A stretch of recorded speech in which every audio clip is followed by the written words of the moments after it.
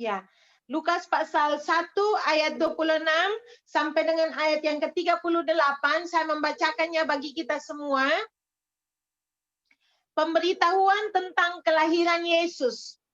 Dalam bulan yang ke-6, Allah menyuruh malaikat Gabriel pergi ke sebuah kota di Galilea bernama Nazaret, kepada seorang perawan yang bertunangan dengan seorang bernama Yusuf dari keluarga Daud. Nama perawan itu Maria. Ketika malaikat itu masuk ke rumah Maria, ia berkata, "Salam hai engkau yang dikaruniai, Tuhan menyertai engkau." Maria terkejut mendengar perkataan itu, lalu bertanya di dalam hatinya, "Apakah arti salam itu?" Kata malaikat itu kepadanya, "Jangan takut hai Maria, sebab engkau beroleh kasih karunia di hadapan Allah.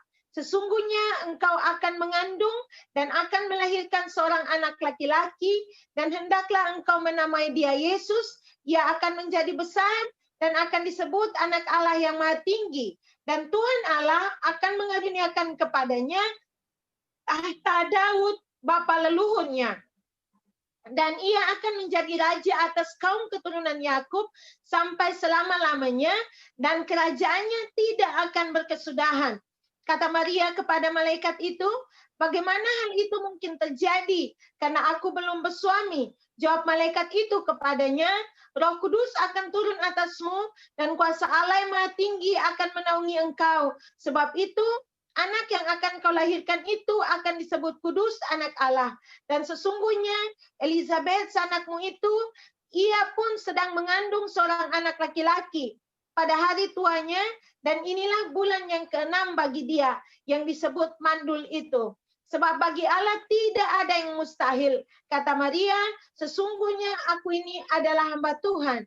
Jadilah padaku menurut perkataanmu itu." Lalu malaikat itu meninggalkan dia. Ya, saudari-saudari yang terkasih dalam Tuhan Yesus Kristus, hari ini adalah minggu terakhir. Hari ini adalah minggu terakhir dari bulan November. Dan saya sangat rindu untuk membagikan tentang Maria. Kenapa saya rindu untuk membagikan tentang Maria? Karena kita mempersiapkan diri kita untuk masuk dalam situasi atau Natal. Ya, kita akan Natal. Nah, seperti yang saya katakan bahwa sepanjang 1 bulan ini, tema kita adalah wanita di dalam Alkitab, dan hari ini hari terakhir tema kita adalah Maria Ibu Yesus.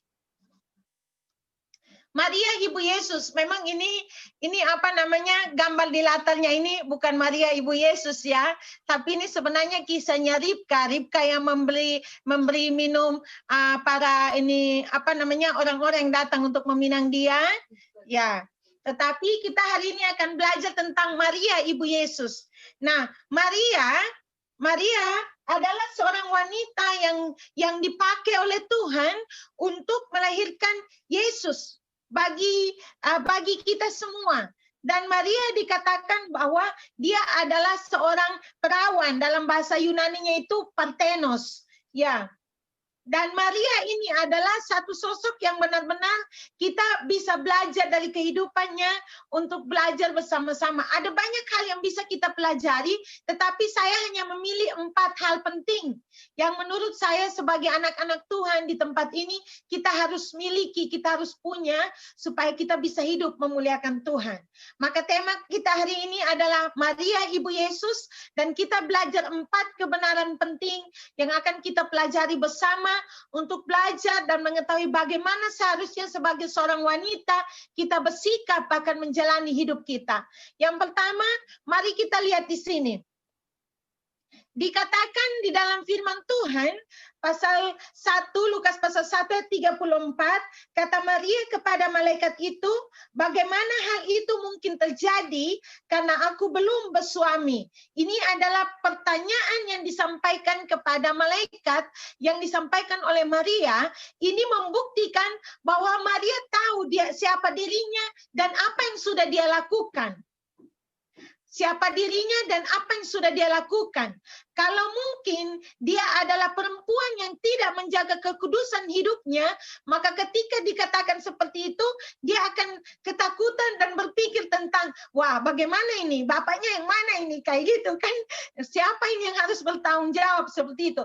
Tetapi kalau kita lihat di sini, Maria bilang, bagaimana hal itu mungkin terjadi karena aku belum bersuami. Artinya Maria mau menyampaikan kepada malaikat itu bahwa itu tidak mungkin terjadi karena saya belum bersuami, saya tidak pernah melakukan hubungan suami istri, jadi tidak mungkin itu terjadi. Jadi ini mengungkapkan kepada kita bahwa Maria adalah seorang wanita yang menjaga kekudusan hidupnya. Menjaga kekudusan hidup, anak-anak muda zaman sekarang itu memang betul-betul kita harus belajar untuk menjaga kekudusan hidup kita. Dan wanita pun yang sudah menikah pun menjaga kekudusan hidup itu dengan menjadi berkat bagi suami dan juga anak-anaknya, tidak sembarangan dalam melakukan hidupnya setiap hari. Saya lihat banyak sekali yang terjadi di daerah saya di Nusa Tenggara Timur. Sekarang itu orang bangga sekali kalau sebelum menikah sudah hamil. 2-3 bulan pikul perut, baru nanti kalau lagi pernikahan perut sudah besar. Orang bangga sekali dengan hal-hal seperti itu. Memang anak yang dikandung adalah anugerah Tuhan. Tetapi kita mau belajar sebagai anak-anak Tuhan, menjaga kekudusan hidup kita di hadapan Tuhan itu sangat penting. Saya selalu bilang bahwa saya mengingatkan diri saya, mau punya banyak uang pun saya, punya rumah mewah ataupun apapun itu bukan harta saya. Tetapi harta saya adalah diri saya sendiri. Maka seperti Maria kita belajar untuk menjaga kekudusan hidup kita. Sebagai anak-anak Tuhan, kita harus hidup seperti itu. Padahal kalau kita perhatikan, Maria adalah tunangannya Yusuf. Dan secara hukumnya orang Ibrani pada saat itu, yang namanya bertunangan itu sama kuat hukum ini dengan menikah. Tetapi Maria tetap ingat bahwa harus menikah dulu baru boleh melakukan hubungan suami istri. Dia jaga kekudusan hidupnya dengan sangat baik. Dan kita pun belajar. Kalau saya ingat ya, ada beberapa orang yang saya temui, mereka itu karena mungkin belum bisa untuk menikah secara gerejawi, mereka itu sudah dikasih bertunangan secara adat. Nah, secara adat mereka bertunangan, habis itu mereka sudah hidup sama-sama di satu rumah seperti suami istri. Padahal itu belum sah secara agama.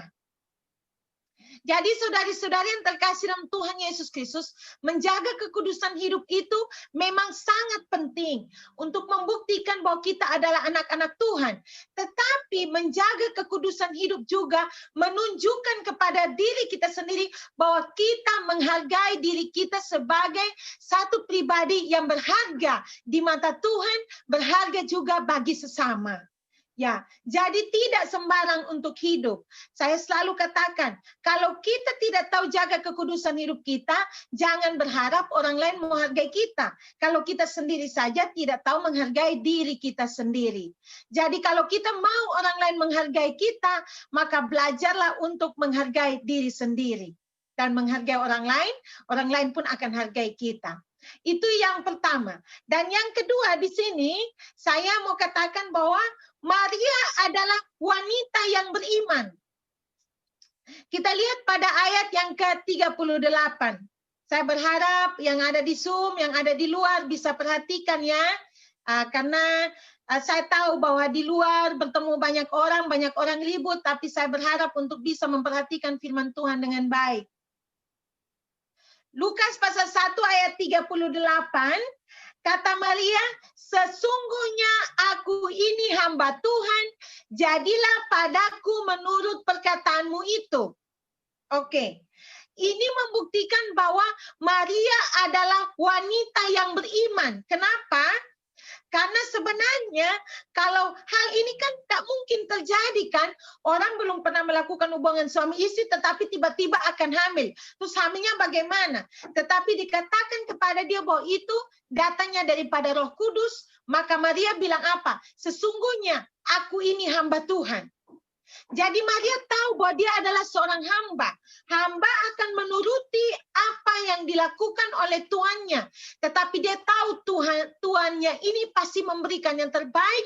Dengan penuh iman dia bilang, jadilah padaku menurut perkataanmu itu. Nah, kadang-kadang dalam hidup kita itu kalau Tuhan merancangkan sesuatu untuk jadi seperti apa untuk hidup kita, justru kita mau apa? Kita mau atur Tuhan, bukan kita kasih Tuhan untuk mengatur kita. Lihat ya, Maria ini sangat beriman ketika di Yohanes pasal 2 ayat 3-5 itu peristiwa tentang Yesus pertama kali membuat mujizat, yaitu mengubah air menjadi anggur. Pada saat itu, Maria bilang sama Yesus kayak gini, mereka kehabisan anggur. Dan Yesus bilang, mau apakah engkau daripadaku, Ibu? Ya, ini kalau kita perhatikan kan Maria kan bisa pikir, kamu itu loh anak saya, harusnya kamu dengar-dengaran sama saya. Tetapi kita lihat, saya mencatat di situ, dia tidak kecewa, dia tidak marah, dia tidak tersinggung, tetapi tetap yakin dan berharap. Apa yang dilakukan Maria? Dia bilang kepada mereka, orang-orang yang ada di dia bilang kepada pelayan-pelayan, dia bilang, lakukanlah apa yang akan dia perintahkan kepadamu. Artinya dia benar-benar beriman bahwa Tuhan akan lakukan sesuatu sesuai kehendak Tuhan. Nah, ini membuktikan dan mengajarkan kepada kita semua bahwa dalam hidup kita ada banyak hal yang terjadi yang tidak sesuai kehendak kita sebagai manusia. Tetapi jangan kecewa, jangan marah atau tersinggung kepada Tuhan atau sakit hati kepada sesama atau kepada Tuhan. Tetapi katakanlah kepada Tuhan, aku ini hamba-Mu Tuhan, jadilah padaku menurut kehendak-Mu. Biarlah setiap perkataan kehendak Tuhan terjadi di dalam hidup kita, membuktikan bahwa kita beriman dan tahu bahwa Tuhan memberikan kepada kita yang terbaik saja, tidak ada yang tidak baik yang Tuhan berikan kepada kita. Harus yakin, percaya, dan berharap sungguh-sungguh hanya kepada Tuhan saja. Itu yang kedua. Yang ketiga, saya mau di sini kita perhatikan baik-baik. Waktu Maria diberitahukan bahwa dia akan hamil, akan mengandung dan melahirkan, pada saat itu sebenarnya Maria tahu bahwa dia mempertaruhkan nyawanya. Kenapa? Karena bisa saja dia dipermalukan oleh orang, hamil di luar nikah. Yang kedua, ketika dia melahirkan anaknya, dia akan dicela bahwa dia seorang ibu yang tidak menikah, yang tidak punya suami.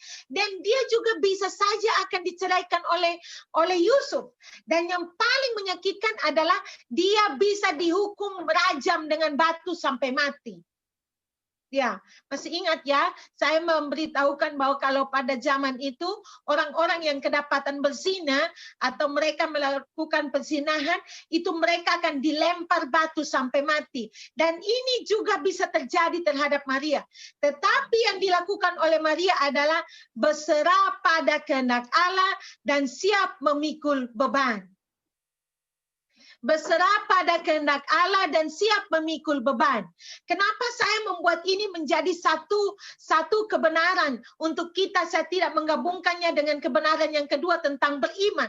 Karena saya mau kita belajar bersama-sama bahwa kadang-kadang kehendak kita bukanlah kehendaknya Tuhan, tetapi kehendak Tuhan kepada kita itu adalah hal yang baik. Dan apapun itu yang kita jalani untuk sampai pada memenuhi kehendak Tuhan di dalam hidup kita, kita harus siap untuk memikul beban. Nah, beban itu mungkin ada pengorbanan-pengorbanan kecil yang harus kita lakukan sebagai pengikut Tuhan. Tetapi kita harus tetap setia mengikut Tuhan. Ya, saya lihat ya, ketika ikut Tuhan, begitu banyak kesulitan-kesulitan. Kenapa? Karena ketika orang ikut Tuhan, di saat itu dia punya Roh Kudus di dalam dirinya, dia tahu bahwa hal yang dulunya dia hidup di dalam dosa, ini tidak benar. Saya harus berubah. Nah, berubah menjadi sesuatu atau seseorang yang lebih baik itu tidak mudah. Maka harus siap untuk memikul beban, untuk benar-benar menanggalkan kehidupan lama kita, dan menjadikan kehidupan baru kita menjadi lebih baik. Nah, saudari-saudari yang terkasih dalam Tuhan Yesus Kristus, Maria adalah seorang wanita yang benar-benar menempatkan seluruh kehendaknya pada kehendak Allah saja, berserah, bukan menyerah. Oke, berserah bukan menyerah. Kenapa? Kalau orang berserah artinya dia berikan sungguh-sungguh hidupnya kepada Tuhan. Kalau menyerah, ya sudah, tidak tahu apa lagi, mau bikin apa saja Tuhan, bikin saja. No, beda berserah dengan menyerah. Tetapi dia berserah kepada Allah, dia siap memikul beban, memikul salibnya untuk apa? Untuk Tuhan. Bayangkan saja kalau Maria tidak mau, dia bilang kamu pilih saja perempuan lain. Terus bagaimana kisah hidup kita? Ya, jadi berserah pada kehendak Allah, siap memikul beban, biasanya itu bukan hanya berkat untuk kita saja yang akan ada, tetapi berkat juga untuk orang lain.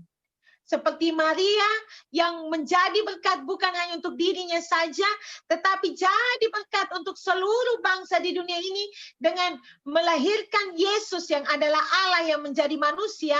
Dia boleh dipakai Tuhan, memberikan dirinya untuk dipakai Tuhan, itu artinya penyerahan yang sungguh-sungguh kepada Allah. Nah, sekarang pertanyaannya kepada kita semua, kita mau tidak dipakai oleh Tuhan? Masing-masing kita kan pasti dipakai Tuhan dengan caranya Tuhan. Jadi kita mau berserah kepada Tuhan. Pakai saya Tuhan, ini saya Tuhan hamba-Mu. Jadilah menurut kehendak-Mu di dalam hidup saya. Pakai saya sesuai dengan kehendak-Mu Tuhan. Karena saya yakin dan percaya kalau berjalan bersama Tuhan, menyerahkan semua hidup saya kepada Tuhan. Walaupun ada beban, ada kesulitan, ada masalah, ada pergumulan, Tuhan ada untuk menyelesaikannya bersama saya, akan jadi berkat bagi saya dan juga bagi orang lain. Nah, yang terakhir, yang keempat, saya mau kita perhatikan di sini karena kita semua perempuan, saya mau lihat satu hal yang penting. Dia adalah seorang istri dan ibu yang berbakti. Dia penuh dengan ketaatan. Ya, ingat ya, waktu dia mengandung, terus setelah itu mereka harus pindah dari tempat ini ke tempat itu, berjalan untuk bisa cari tempat untuk dia bisa melahirkan. Bahkan setelah melahirkan, pindah lagi ke Nazaret, dari Mesir ke Nazaret, kemana-mana. Kalau dia tidak taat dan berbakti kepada Tuhan dan juga kepada suaminya, dia tidak akan mau ikut itu. Pasti dia bilang, Yusuf ini, kamu ini bagaimana sih? Ini saya, perut saya lagi besar ini. Susah mau naik unta ini, katanya kan. Susah naik unta, bisa saja melahirkan di atas unta. Ataupun dia akan bilang sama Yusuf, Yusuf ini anak ini masih kecil ini. Kita sudah mau jalan lagi ke sana kemari, tidak mungkin. Tetapi dia penuh dengan apa? Ketaatan. Dia berbakti bukan hanya kepada Tuhan saja, tetapi berbakti juga kepada suaminya dan juga kepada siapa? Anak-anaknya. Dia seorang istri dan seorang ibu yang berbakti penuh dengan ketaatan. Saya mau kita belajar ini. Kenapa? Karena kalau kita menjadi ibu atau menjadi istri, itu tidak mudah. Tetapi begitu luar biasanya kalau kita bisa berbakti kepada Tuhan, menghormati, menghargai Tuhan, memberikan yang terbaik bagi Tuhan, dengan apa? Dengan menghargai dan menghormati pasangan hidup kita, dan penuh dengan hati yang penuh sukacita dan ketaatan kepada Tuhan, mengasihi semua orang yang ada di dalam rumah kita. Ya, kita masih ada yang belum menikah, ada yang sudah menikah. Saya mau mengajarkan kepada kita semua, dan saya juga belajar bahwa kalau kita semua hidup dengan takut akan Tuhan di dalam keluarga, dan seorang istri hidup dengan benar di hadapan Tuhan, maka rumah itu pasti akan diberkati.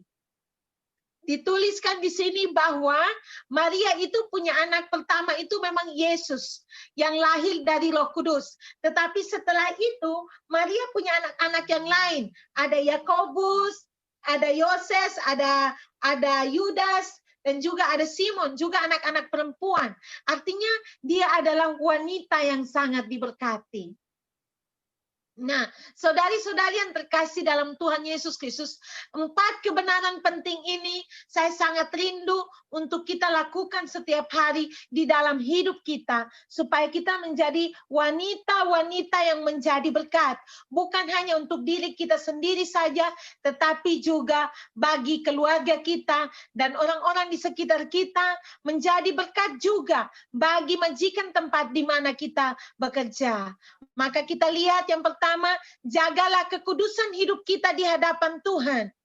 Yang kedua, jadilah wanita yang beriman, yang menyerahkan hidupnya sepenuhnya kepada Tuhan. Tidak kecewa, marah, tersinggung, ataupun sakit hati, benci, dendam dengan Tuhan ataupun dengan orang-orang ketika sesuatu terjadi tidak sesuai kehendak kita. Tetapi berserah, biar Tuhan melakukan segala sesuatu sesuai kehendak Tuhan. Dan yang berikutnya, berserah pada kehendak Allah dan siap memikul beban. Artinya, kalau berserah kepada Tuhan, kalaupun ada kesulitan, tetap setia kepada Tuhan.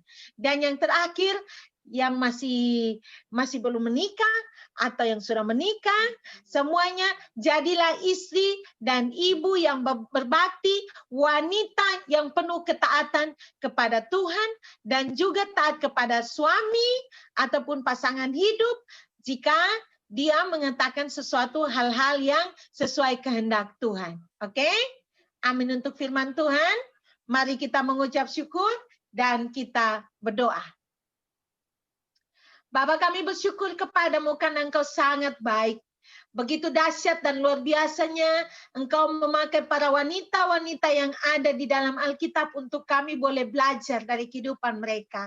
Hari ini minggu terakhir bulan November, kami belajar tentang Maria, Ibu Yesus. Kami belajar bersama-sama untuk menjadi wanita yang tahu menjaga kekudusan hidup di hadapan Tuhan. Wanita yang beriman kepada Tuhan Yesus Kristus sebagai Tuhan dan Juru Selamat. Wanita yang berserah pada kehendak Allah dan siap memikul salib jika Tuhan berkenan memberikan kepadanya kesulitan-kesulitan, tetap menjalaninya bersama Tuhan. Dan menjadi wanita yang berbakti kepada Tuhan dan juga kepada keluarga dan juga penuh ketaatan kepadamu, ya Tuhan. Kami sangat bersyukur, berterima kasih. Biarlah kasih setiamu terus ada bagi kami. Di dalam nama Tuhan Yesus Kristus kami berdoa, haleluya. Amin.